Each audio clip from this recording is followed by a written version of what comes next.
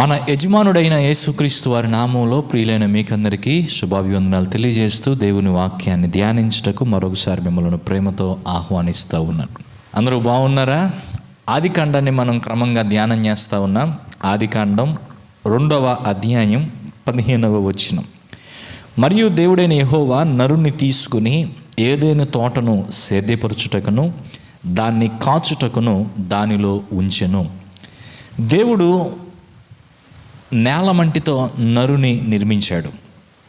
నేలమంటితో నరుని నిర్మించి ఈ నరుణ్ణి ఒక తోటలోనికి తీసుకొచ్చాడు. అదే మనం గడిచిన భాగంలో ఏదైనా తోట గురించి మాట్లాడుకున్నాం. ఆ ఏదైనా తోటలో దేవుడు ఆదామును ఉంచాడు. అయితే ఈ 15వ వచనం చెప్తున్న మాట ఏంటంటే, నరుని తీసుకుని ఏదైనా తోటను సేద్యపరచడానికి దాన్ని కాయడానికి ఆదాముని దానిలో పెట్టాడు. ఇక్కడ నుండి నేను మీకు 2 విషయాలు గుర్తు చేయాలనుకుంటా ఉన్నాను. దేవుడు మనిషిని సృజించిన తర్వాత మనిషికి దేవుడే పనిచ్చాడు. ప్రతి వ్యక్తి కూడా జీవితంలో ఏదో ఒక పని కలిగి ఉండాలి. వ్యర్థంగా తన యొక్క జీవితాన్ని జీవించకూడదు. బైబిల్ ఏం చెప్తుందో తెలుసా? అపోస్తులైన పౌలు ఈ మాట అంటాడు, మీలో ఎవరైనా పని చేయకపోతే వారు భోజనం చేయకూడదు అంటాడు. సో ప్రతి ఒక్కరూ ఈ ప్రార్థన చేసుకోవాలి, అయ్యా మాకు ప్రతి దినము ఏదో ఒక పని ఇవ్వండి, చేతి నిండా పని ఇవ్వండి. పని చేయడం అనేది శాపం కాదు. ఆదాము హవ్వలు పాపం చేయక ముందే పని దేవుడు వాళ్ళకి ఇచ్చాడు. అయితే వారు చేసిన పాపాన్ని బట్టి వారి పని కష్టతరంగా మారిపోయింది, అది వేరే విషయం. కానీ పని చేయడం శాపం కాదు. ప్రతి ఒక్కరూ ఏదో ఒక పని చేయగలగాలి, చెయ్యాలి. వారి వారి స్థాయిల్లో ఏదో ఒక పని చేసేటువంటి వారుగా ఉండాలి. పని కలిగి ఉండాలి. ప్రతి ఒక్కరు ఏదో ఒక పని కలిగి ఉండాలి. దేవుని దగ్గర ఈ విషయాన్ని గురించే ప్రార్థన చేయాలి. దేవా నాకు చేతి నిండా పని ఇవ్వండి. రెండవది, ఆ పని చేయటానికి శక్తి దయచేయండి. కొంతమంది పరిస్థితి ఏంటంటే, కొంతమందికి పనులు లేవు. ఎవరైతే ఆ పరిస్థితిలో ఉన్నారో మాకు పనులు లేవయ్యా అని మాట్లాడేవారుగా ఉన్నారో మీకు అందరికీ నేను జ్ఞాపకం చేస్తున్న విషయం ఏంటంటే, మనకు పనులు ఇచ్చేవాడు దేవుడే, పనులు కల్పించేవాడు దేవుడే. ఆదాముకి ఎవరు ఉద్యోగం ఇచ్చారు? దేవుడే ఉద్యోగం ఇచ్చాడు. ఒకవేళ ఈ మాటలు వింటున్న మీలో ఎవరైనా ఉద్యోగాల కోసం ఎదురు చూస్తూ ఉంటే కూడా మీకు ఉద్యోగం ఇచ్చేవాడు దేవుడే. అది అర్థం చేసుకోండి. దేవుడే మీకు ఉద్యోగం ఇస్తాడు కనుక ఆయన వైపు చూడండి. దేవా నాకు ఉద్యోగం దయచేయి, మంచి ఉద్యోగం దయచేయి, చేయడానికి ఒక పని దయచేయమని దేవుడిని అడగండి. ఇంకొకటి, కొన్ని సందర్భాల్లో మనం పనులు కల్పించుకోవాలి. అన్ని సందర్భాల్లో ఎవరో మనకు ఉద్యోగం ఇచ్చే వరకు ఎదురు చూడాల్సిన అవసరం లేదు. ఎందుకంటే కొన్ని మనం సొంతంగా చేసుకోగలిగినటువంటి పనులు కొన్ని ఉన్నాయి. సో వ్యర్థంగా కాలాన్ని గడుపుతూ మనం జీవించటం కన్నా చేతికి వచ్చినటువంటి చిన్న పనో పెద్ద పనో చేసుకుంటూ, ఇంకొన్ని సందర్భాల్లో మన చేతికి వచ్చినటువంటి మనకు అందుబాటులో ఉన్నటువంటి కొన్ని వనరులను ఉపయోగించుకొని మనమే ఒక పనిని ఏర్పాటు చేసుకునేటువంటి వారంగా కూడా ఉండటము మంచి విషయం. దీని ద్వారా కొంత నిరుద్యోగుల సమస్య కొంతవరకు తగ్గే అవకాశం కూడా ఉన్నది. ఇలా చేసుకుంటానే దేవుడిచ్చే ఉద్యోగం కొరకు కనిపెట్టడం మంచిది. రెండవది, ఈ విధంగా ప్రార్థన చేసిన తర్వాత అయ్యా నాకు పని ఇవ్వండి అయ్యా అని ప్రార్థన చేసిన తర్వాత, కొన్నిసార్లు చేతి నిండా నాకు పని ఇవ్వు ప్రభు అని ప్రార్థన చేసిన తర్వాత కొంతమందికి దేవుడు వారి ప్రార్థనను బట్టి పనులు ఇస్తాడు. దేవుడు వారికి సమృద్ధిగా పనులు ఇచ్చిన తర్వాత ఇప్పుడు ఇక్కడి నుంచి ఏం ప్రార్థన చేయాలో తెలుసా? అయ్యా నాకు పని వచ్చింది, ఇప్పుడు ఆ పని చేయడానికి శక్తి కావాలి. చేతి నిండా పని ఇవ్వండి, ఆ పని చేయడానికి శక్తినివ్వండి. ఎందుకంటే మనం చేసే ప్రతి పని కూడా ఎలా చేయాలంటే శక్తి వంచన లేకుండా చేయాలి. అంటే మన బలం దాచుకోకుండా చేయాలి, ఒళ్ళు దాచుకోకుండా పని చేయాలి. ఆ పనిలో మనం ఎంతవరకు ఎఫర్ట్ పెట్టగలమో, ఎంతవరకు మనం ప్రయాసపడగలమో అంతవరకు ప్రయాసపడాలి. అంతవరకు మనం ప్రయాసపడి ఆ పని చేసేటువంటి వారంగా ఉండాలి. అది కోరుకుంటున్నాడు దేవుడు మన దగ్గర నుంచి. శక్తి లోపము ఒక పనిలో మనం కనబరిస్తే అది మన వైపు నుంచి తప్పే అవుతుంది. ఇంకొక రకంగా చెప్పాలంటే, మనం చేసే ఏ పనైనా దేవునికి చేస్తున్నాం అన్న ఉద్దేశంతో చేయాలి. అది ఏ పనైనా, మనం ఇంట్లో పనిచేసినా, తోటలో పనిచేసినా, ఆఫీస్లో పనిచేసినా, స్కూల్లో పనిచేసినా, అన్నం వడ్డించినా, ఇట్లా అది చిన్న పనైనా పెద్ద పనైనా నేను మనుషుల కోసం చేయట్లేదు, దేవుని కోసం చేస్తున్నాను అనే భావం మనకు కావాలి. ఆ ఉద్దేశంతో మనం ఆ పని చేసేటువంటి వారంగా ఉండాలి. సో శక్తి వంచన లేకుండా దేవుని సందులో పనిచేయాలి. అయితే ఇంకొక ముఖ్యమైన మాట నేను ఏం చెప్తున్నానంటే, ఉద్యోగం దేవుడే ఇస్తాడు. ఉద్యోగం లేకపోతే, పని లేకపోతే దేవునికి ప్రార్థన చేయండి, దేవుడు మీకు పనులు ఇస్తాడు.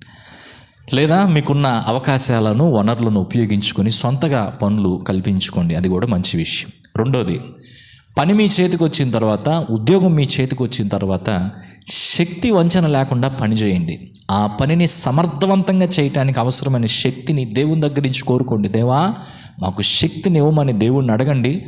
దేవుడు మీకు తగిన శక్తిని ఇచ్చేటువంటి వాడుగా ఉంటాడు. ఇది రెండవది.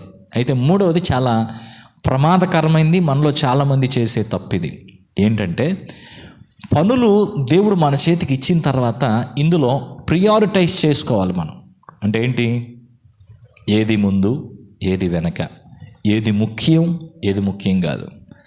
చాలామంది పని లేని కాలంలో పని లేదని చెప్పేసి బాధపడిపోతారు. దేవా, నాకు పనులు ఇమ్మని చెప్పేసి ప్రార్థన చేస్తారు.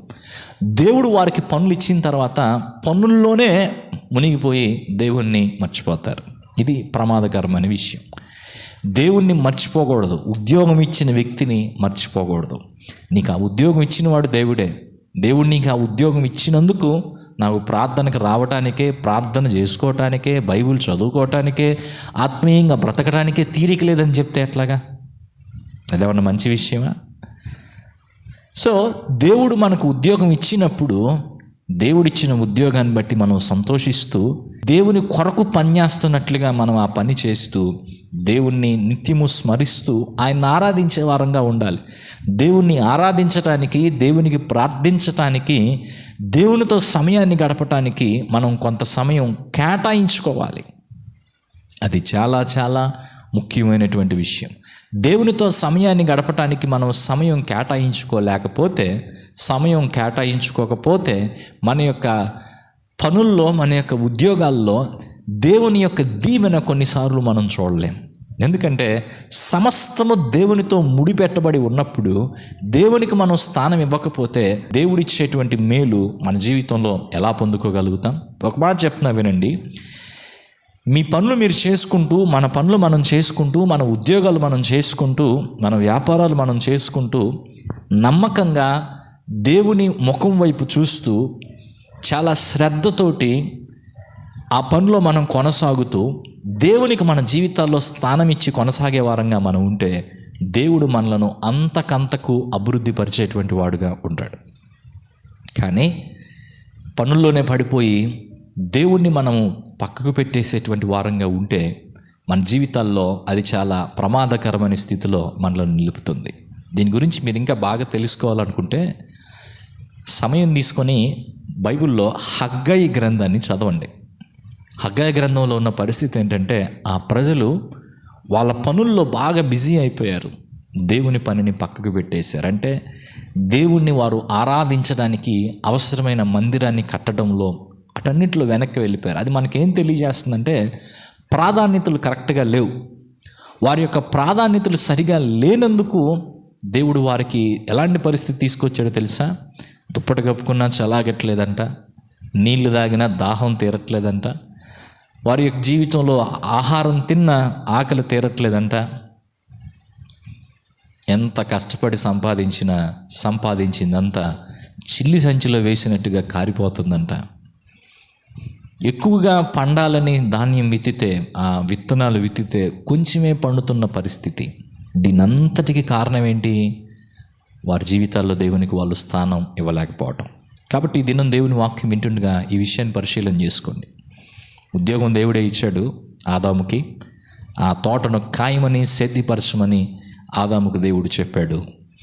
మనకు కూడా పని దేవుడే ఇస్తాడు. దేవుని వైపు చూద్దాం.